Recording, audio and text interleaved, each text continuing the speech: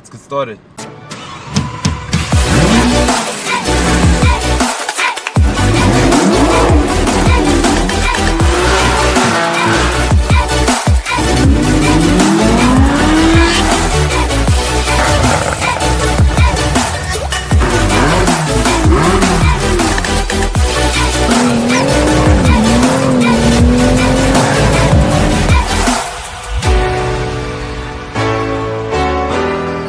Good day, beautiful day everybody, welcome back to Cars 924. It is your boy Kudzai, and today I actually bring you back with a new segment to the channel called Top 10. So Top 10 will basically be me focusing on 10 specific cars that I'll be talking on that particular type of day, of which today we'll be talking about the top 10 affordable cars you can actually buy in South Africa.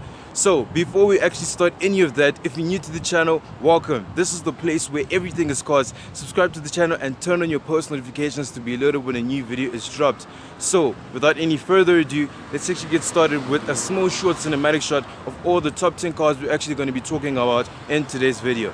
Let's roll.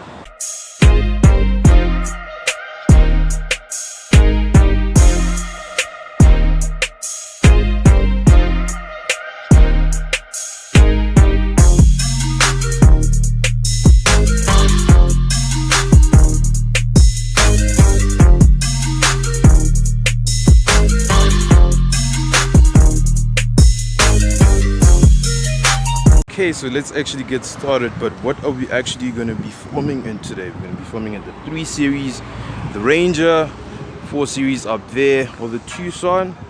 Yes, it is actually the Tucson. So let's actually get that started. Woo! Let's go. Alright, cool. So the first car that we're actually going to be talking about is the 2015 BMW 320d F30. It's got an inline 4 turbocharged diesel engine, which actually sounds absolutely subliminal. But one thing that I actually specifically like about the car is obviously the exterior design, which actually does definitely look sporty and driver focused. But in terms of things that I actually don't really like about it is obviously the interior, which is a little bit reminiscent of many other BMW interiors, which is pretty much repetitive and the same thing over and over again, and pretty much isn't actually even striking as well. So then in terms of pricing point, you're looking at about 200,000 and 320,000, so in between right that bracket.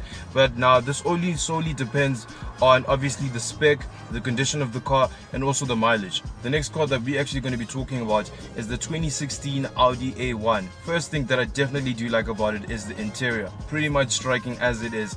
I think around 2016, that's when they actually introduced the virtual cockpit straight from the flagship car, which is the Audi R8 V10 Plus, integrated into many other various models of the Audi lineups, so your A1s, A3s, A4s, A5s, and so on and so on.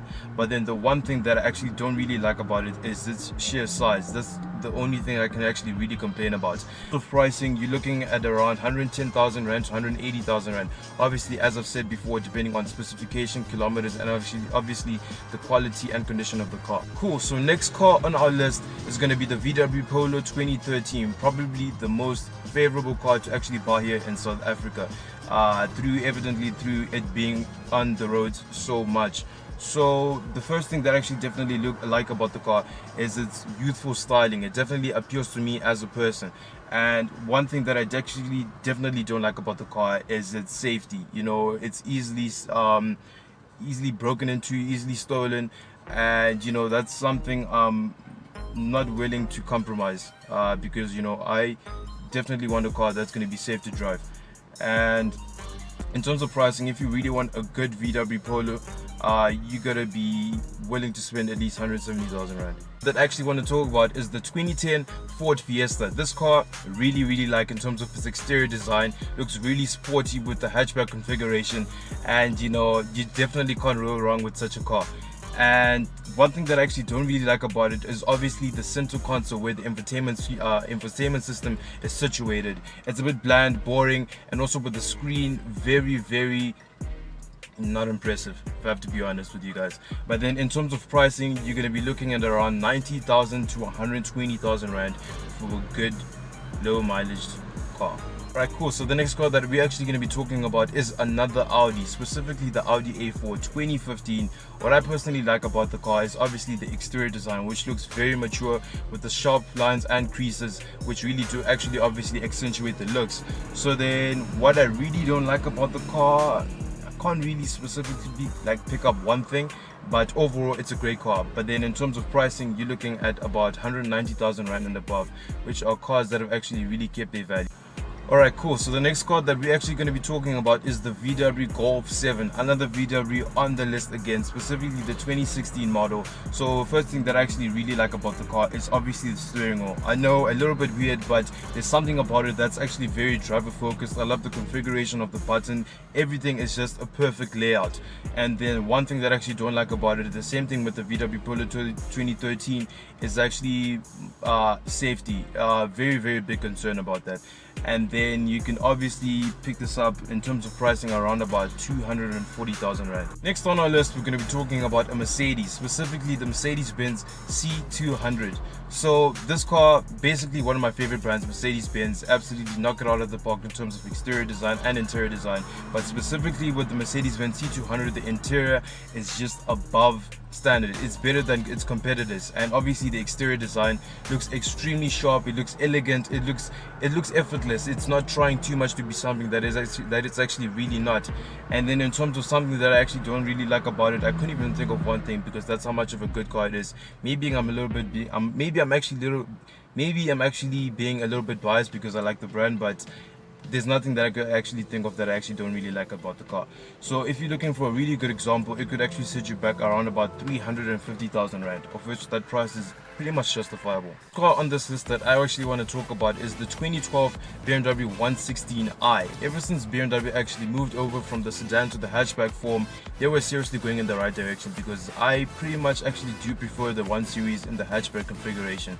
And then the one thing that I actually don't really like about the car is, as you'll probably kind of guessed, is the interior. I'm not a big fan of interiors when it comes to BMW, because I feel like they're a little bit repetitive and pretty much the same thing as the other brothers and sisters, like the 2 Series, 3 Series, 4 Series, and so on and so on.